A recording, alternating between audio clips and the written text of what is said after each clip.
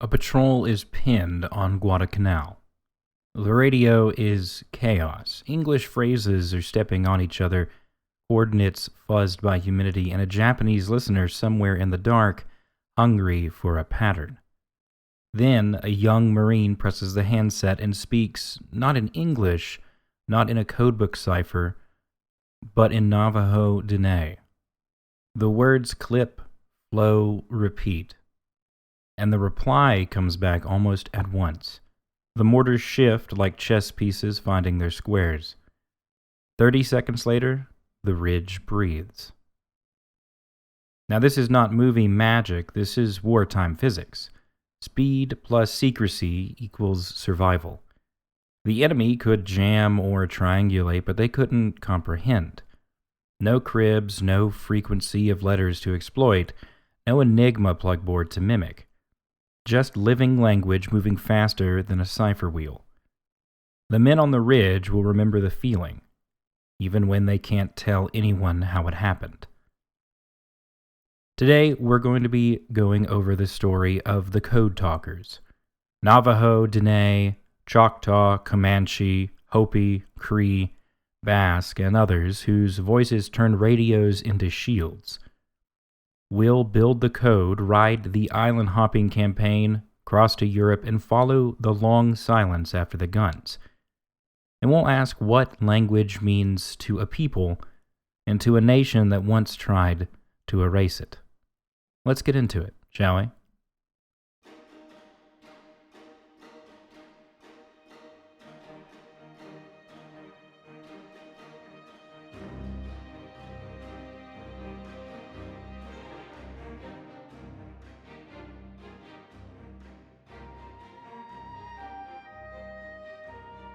Code talking didn't start on a Pacific beach. It began in the mud and cruelty of World War I, when American officers realized German intercept units spoke excellent English and they were chewing through our standard ciphers. In the 36th Division, an officer overheard Choctaw soldiers chatting in their own language and had this spark. Well, if I can't understand this, then neither can the Germans. Test followed soon after, and by late October of 1918, during the Meuse-Argonne fighting, the Choctaw were on the wire as phone talkers, moving orders by field telephone in real time. A famous early use came on October 26 of 1918, coordinating a delicate withdrawal between Juilly and Chardonnay in France.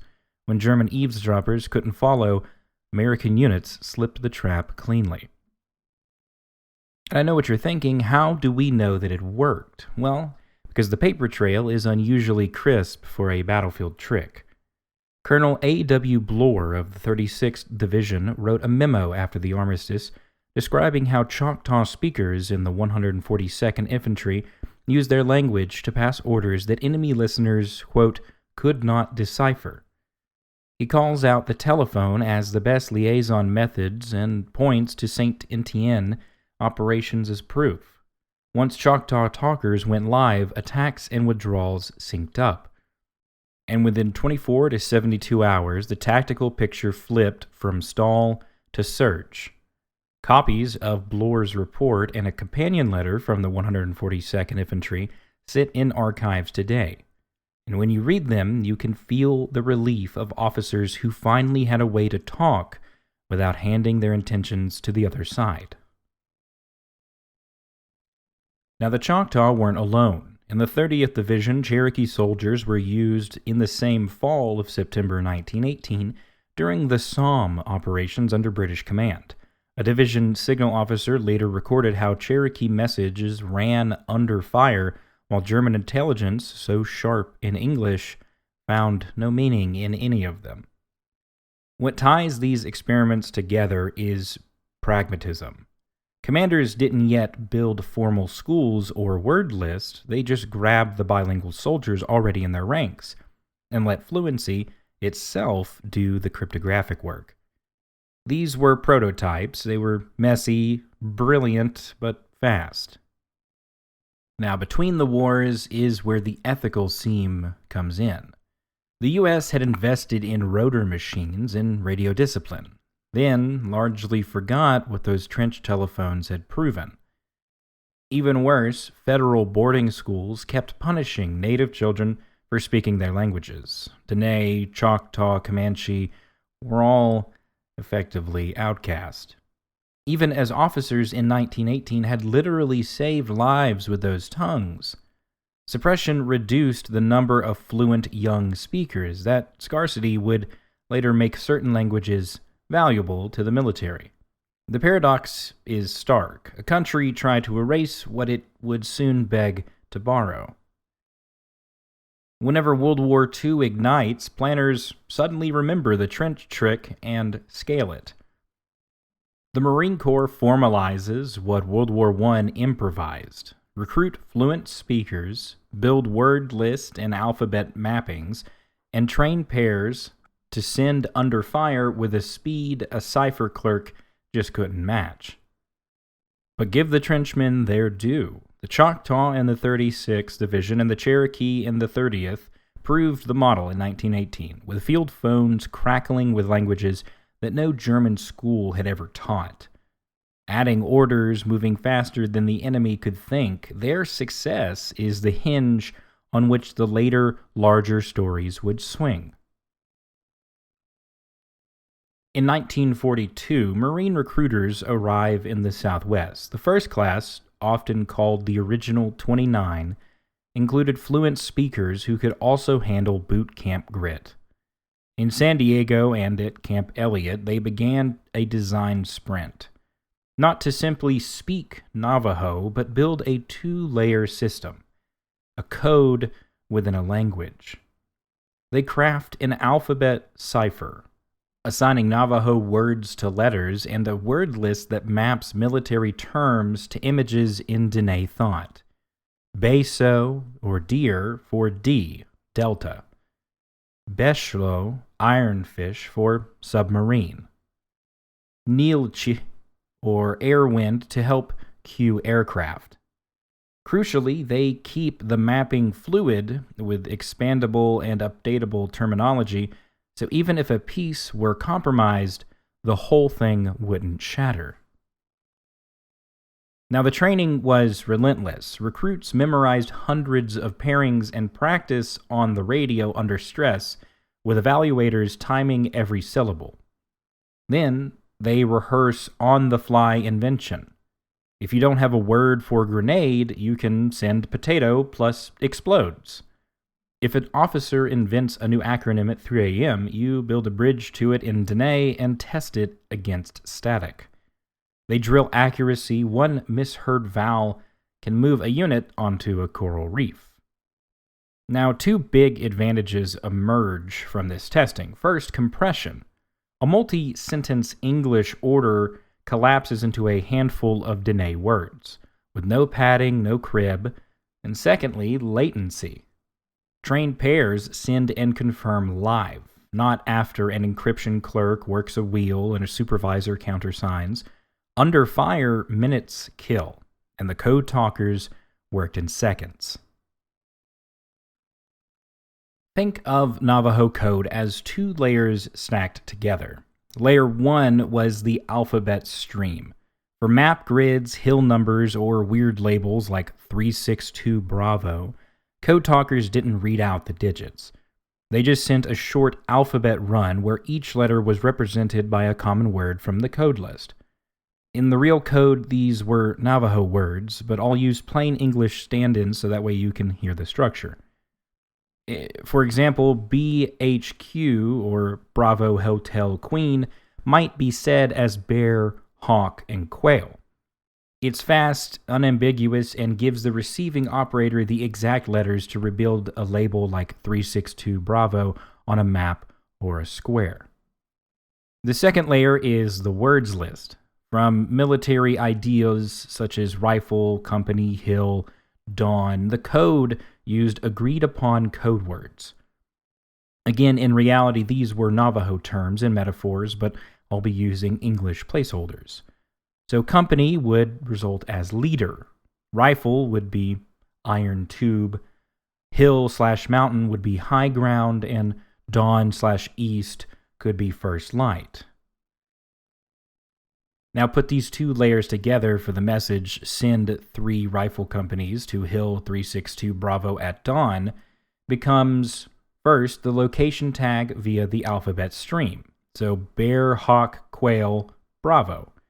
Second, action plus units. Using the word list terms, send 3 leader units with iron tubes.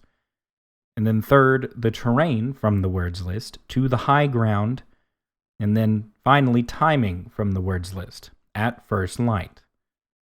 So instead, in our example, you would hear in normal English, send 3 rifle companies to Hill 362 Bravo at dawn, but through the Diné code talkers, you would instead hear bear, hawk, quail, Bravo. Send 3 leader units with iron tubes to the high ground at first light. The total airtime for this message was seconds. The receiving code talker would share the same alphabet run and words list, so he could instantly rebuild the full English order.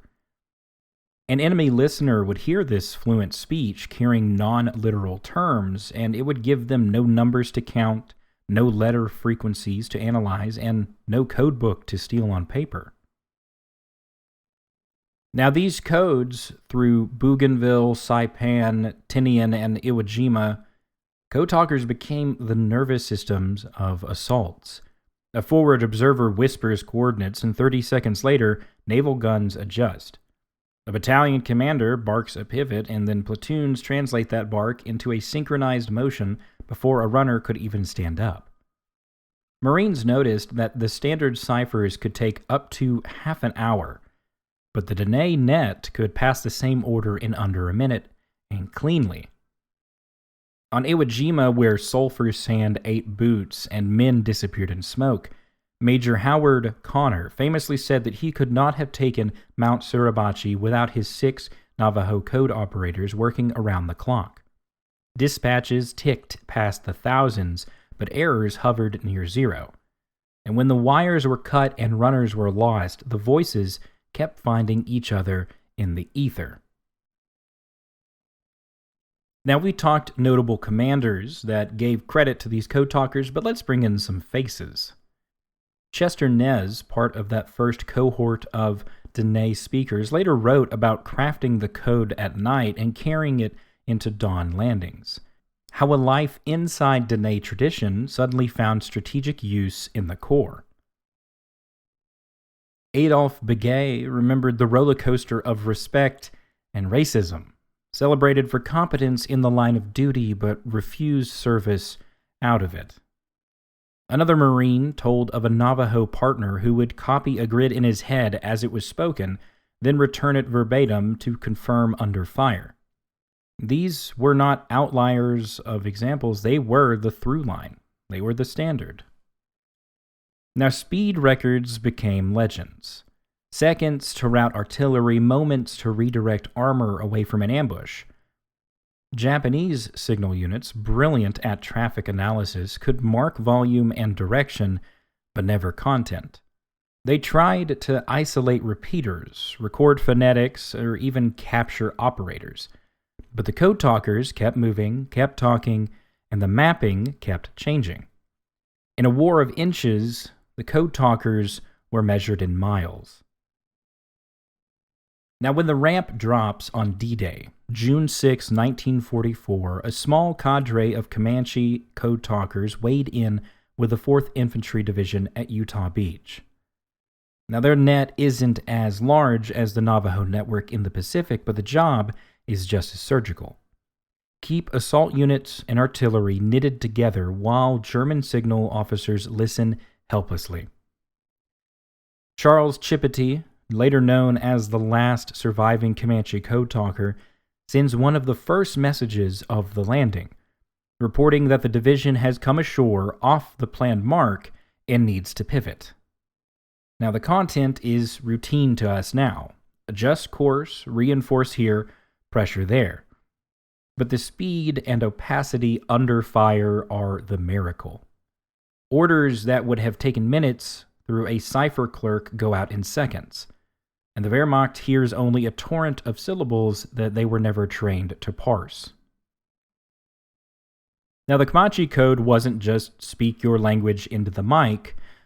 Like the Navajo program, it had an internal lexicon of tactical terms, vehicle types, weapons, map features, mapped similar to familiar Comanche words or compact metaphors. If a list didn't have what you needed, then paired operators improvised on the fly and stayed consistent within the mission. The trick was the same as the Pacific. No stable letter for symbol system, no cribs to seize, no daily key sheet for the enemy to capture. German intercept units, excellent at English and also very good at traffic analysis, could track volume and direction, but not meaning. And in a hedgerow fight where a platoon needs smoke on a sunken lane now, meaning is the whole game. Now, you may also sometimes hear about Basque speakers and their language Iosakra, used ad hoc in the European theater, and about Hopi or Cree in the Pacific and the Aleutians. Now, the record is uneven. Some episodes are well documented, such as the Comanche in Normandy and the Cree in Canadian units. Others live closer to the edge of oral recollection than formal orders. The pattern, though, is consistent. When a commander found trusted bilinguals in a radio net small enough to maintain shared metaphors, human language outperformed codebooks for tactical work. Now, machines still did the heavy lifting on operational or strategic scales, but human talkers owned the last mile, where seconds, not secrecy margins, decided the outcomes. Now this brings us to the machines. In Europe, the British Type X, or a rotor machine kin to the German Enigma, and German ciphers battled across a continent of cables and ether. Those systems live on keys, rotor settings, and procedures. They're vulnerable to operator mistakes, captured materials, and patient math. Allied codebreakers at places like Bletchley Park feasted on repeat phrases, sloppy resets, and big volumes of Morse traffic. The biggest example here is using cribs, like we had mentioned earlier in the episode. So cribs are a major technique that was used to identify usually used words, such as weather report or Heil Hitler. It was used to find daily Enigma settings. Now, the code talkers, by contrast, deny the pre-math. There was no predictable alphabet distribution account, no plugboard symmetry to crawl, no crib that says weather at noon. What the Germans or Japanese hear is fluent grammar carrying non-literal vocabulary, an elastic living cipher whose rules change with the people using it. It's a different threat model and a different victory condition. Now, none of this makes human nets magical. They do fatigue, we're all human. Dialects can rub raw under stress, and word lists drift if leadership doesn't train and rehearse. But on Utah Beach, in the Bocage Lane outside St. Mary Glees, or during a night push toward Cherbourg, the Comanche net proves the World War I lesson at a scale. Fluency plus discipline beats paperwork when the paperwork is underwater. The radios call, the answers come back, and for a few crucial minutes on the longest day, language is armor. Now, even after all this, when the uniforms went home, the voices were told to go quiet. For many code talkers, official gag orders meant that they could not tell their spouses, parents, or children what they had done. They returned to ranches, classrooms, shops, and bureau offices carrying medals that they couldn't explain. Decades of silence sat where pride should have been. But bit by bit, the seal loosened. Programs were declassified, oral histories began to roll tape, and communities gathered names on lists and then in stone. The U.S. awarded belated congressional gold and silver medals to Navajo code talkers. States built memorials, and museums staged exhibits with recordings that you can stand inside and feel your own radio ignorance. Now, none of it can refund the missing years, but it matters. Now, at the same time, recognition landed unevenly. Smaller programs, such as the Comanche, Hopi, Cree, or Basque, sometimes rode the wake of Navajo storytelling without equal spotlight. Families organized and archives opened, and when the map of credit was sharpened, they were recognized. The work still continues today, however. Names need to be verified, service records need to be matched, and photographs annotated so that way the grandkids can say, that was him. Now, inside communities, the story folded into a sort of cultural revival. If a language could shield a battalion, maybe it could shield a generation from forgetting. Schools opened immersion classrooms. Elders taught terms that once lived only in memory. Radio nets became classrooms where a verb could be admired in a way a sergeant once admired a grid sent perfectly. Now, a question I want to ask you, listener, is, are endangered languages national security assets? Well, it's a very provocative frame, but the answer is that they are treasures first, belonging to the people who speak them, and sometimes they can serve as tools. But tools without consent are theft. Any modern program worth respect begins with community partnership, informed choice, and a fair compensation, with the understanding that the value of a language is not what a general can do with it, it's what a grandmother can teach with it. Now, technically, today, the battle space has changed. Modern communications, such as frequency hopping, spread spectrum, encryption suites, satellites, all promise speeds that make even a code talker's seconds look slow. Artificial intelligence can transcribe and translate at frightening velocities. Now, against that backdrop, the old idea of an unbreakable human code sounds quaint. But here's the twist. Modern systems fail spectacularly when networks are denied, jammed, or compromised. Humans with shared knowledge can still route around damage. Low power, line of sight, prearranged glossaries, messages that ride in the folds of culture. Which means the lesson isn't nostalgia, it's architecture. Building redundancy that respects people, not just hardware. Designing communications that degrade gracefully. Teach leaders when to go to low-tech on purpose and support Indigenous language programs because they deserve life, not because you might need them in a pinch. If you're looking for the present tense, it's in classrooms where kids greet teachers in Diné, in archives where a Comanche list gets digitized for the first time, in veterans' halls where a man finally explains to his great-granddaughter why he still listens for static when the wind shifts. This episode is in celebration of Veterans Day, and today we heard voices that moved faster than fear.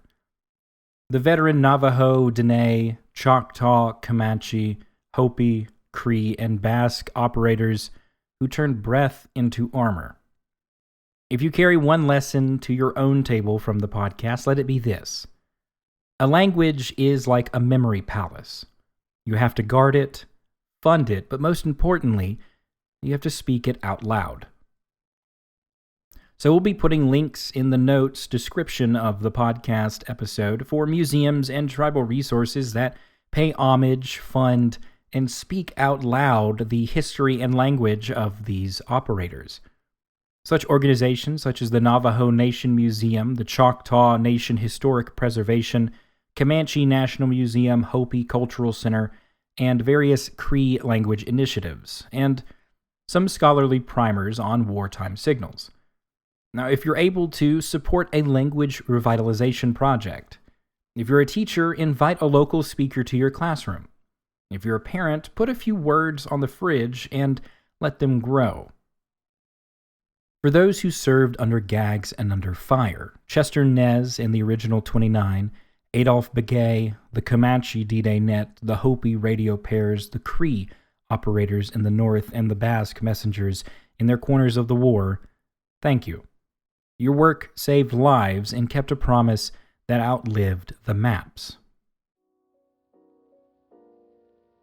If this episode gave you some new way to hear a language or an interest in Indigenous history, go ahead and tap follow and leave a review and send this episode to someone who really likes some obscure veteran history. On the debrief for this episode next week, we're going to be looking at some listener questions, maybe some corrections, and many segments on radios that whisper and roar. Now, another short teaser for the next main episode is going to be on Santa's origins. From St. Nicholas to Sinterklaas to department store velvet, Coke ads, and a NORAD radar. We're going to be talking about how a bishop, a ship, and a marketing department invented December as we know it. So until then, I've been Dyllan Gassaway, and this has been Naked History.